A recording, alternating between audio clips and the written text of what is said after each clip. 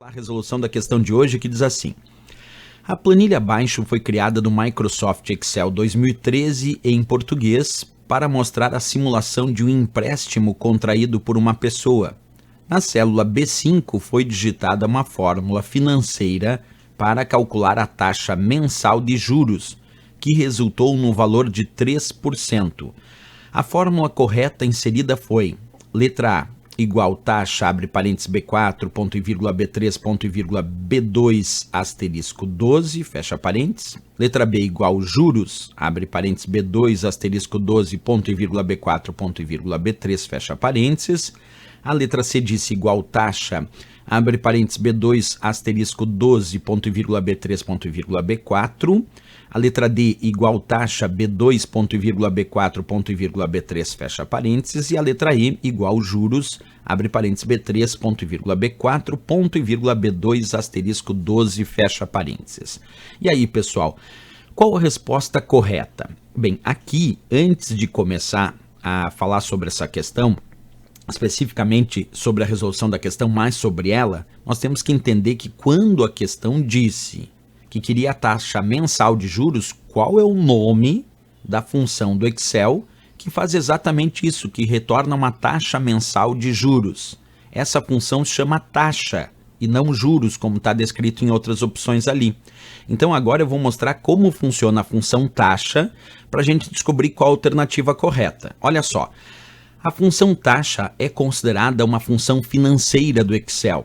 E a função taxa ela pode aparecer com 3 ou, por exemplo, pode aparecer também com 4 argumentos. O primeiro argumento da função taxa é o que nós chamamos de NPER, que é o número de períodos de um determinado empréstimo, nesse caso empréstimo, ou de um determinado investimento. Então o primeiro argumento que eu coloco dentro dos parênteses da função taxa é o número de períodos de um determinado empréstimo ou de um determinado investimento. Aí nós colocamos ponto e vírgula para separar os argumentos, e o segundo argumento da função taxa é o que nós chamamos de PGTO, que é o pagamento que vai ser efetuado a cada período. Então PGTO é o pagamento efetuado a cada período. Agora um cuidado aqui, porque se for pagamento efetivo, aí eu tenho que sempre lembrar de colocar o valor negativo, porque aí é um débito. Se fosse recebimento, seria valor positivo, que é um crédito. Então aí em PGTO, quando eu estou realmente realizando um pagamento num determinado período, o valor constante em PGTO tem que ser um valor negativo, indicando aí que eu estou fazendo de fato um pagamento. Eu estou então debitando aqui da minha conta, né? Pois bem, o terceiro argumento da função taxa é o que nós chamamos de VP, que é o valor presente. Por exemplo, no empréstimo, o valor presente é aquilo que eu estou tomando como empréstimo. Por exemplo, fiz um empréstimo no banco lá e o banco me emprestou R$9.000. Então esse é o valor presente, é o que eu recebi neste momento do banco. E uma coisa interessante, na função taxa pode ou não ter um quarto argumento. O quarto argumento que eu vou mostrar agora, ele não é obrigatório, ele é um argumento opcional, que é o VF, que nós chamamos de valor futuro. Ele não precisa ser colocado, eu posso fazer a função taxa com NPER, PGTO e VP e não colocar o VF. O que seria o VF? É o valor futuro.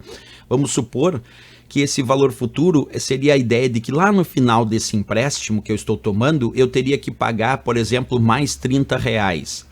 Além do número de períodos e o pagamento de cada período, eu teria que lá no final do empréstimo pagar mais R$30. Então lá no futuro eu colocaria no VF menos 30 para dizer que eu estou debitando menos 30. Mas vamos supor que eu receberia um bônus lá no valor futuro, quando terminar o empréstimo, se eu paguei as parcelas direitinho, por exemplo, ele vai me dar um bônus de R$30. Ele vai me ofertar, além dos 9.000, mais R$30. Aí lá no valor futuro eu colocaria no VF, então só 30 positivo, porque daí eu vou receber.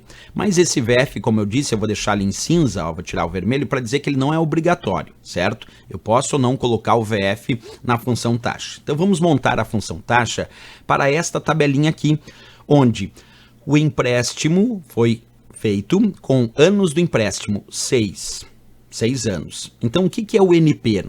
Como esse é um empréstimo que ele vai fazer pagamento mensal, NPER é o número de períodos de um determinado empréstimo. Como o pagamento vai ser mensal, então o número de períodos vai ter que ser 6 multiplicado por 12. Por que vai ter que ser? Porque são 6 anos e cada ano tem 12 meses. E como o pagamento vai ser mensal, o NPER é o número de períodos do empréstimo. Então vai ser pagamento mensal em 6 anos. Então aqui no NP, nós vamos colocar o quê? Nós vamos colocar aqui B2, que é 6, que é os anos do empréstimo, multiplicado por 12, porque cada ano tem 12 meses. Então o número de períodos de empréstimo vai ser B2, vai ser 6 anos, multiplicado por 12, porque cada ano tem 12 meses, já que aqui embaixo ele diz que o pagamento vai ser mensal. O segundo argumento diz para botar o PGTO, quer dizer, o pagamento que vai ser efetuado a cada período. O pagamento mensal vai ser menos 300. Por que menos 300? Porque ele vai pagar. Se ele fosse receber, seria 300. Então aqui vamos botar B3, né? Ó, B3 é que tem o pagamento mensal, então aqui em PGTO eu vou botar B3.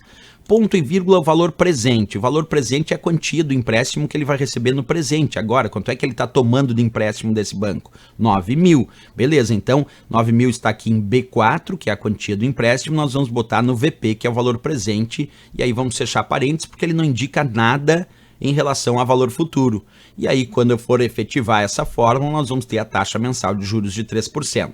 Então, a fórmula que a gente deve escolher nessa questão para dar resposta é B2 multiplicado por 12, que é o número de períodos, B3, que é o pagamento mensal que ele vai fazer, que é o PGTO, e o B4, que é o VP, o valor presente, é a quantia do empréstimo que ele está recebendo do banco nesse momento. Então vamos procurar a resposta aqui, é a nossa letra C de Canadá, que tem B2 multiplicado por B12, ponto e vírgula B3, ponto e vírgula B4, lembrando que a função é a função taxa, porque ele queria a taxa de juros mensal. E a taxa de juros mensal a gente obtém com a função taxa, letra C de Canadá, a resposta correta para essa questão.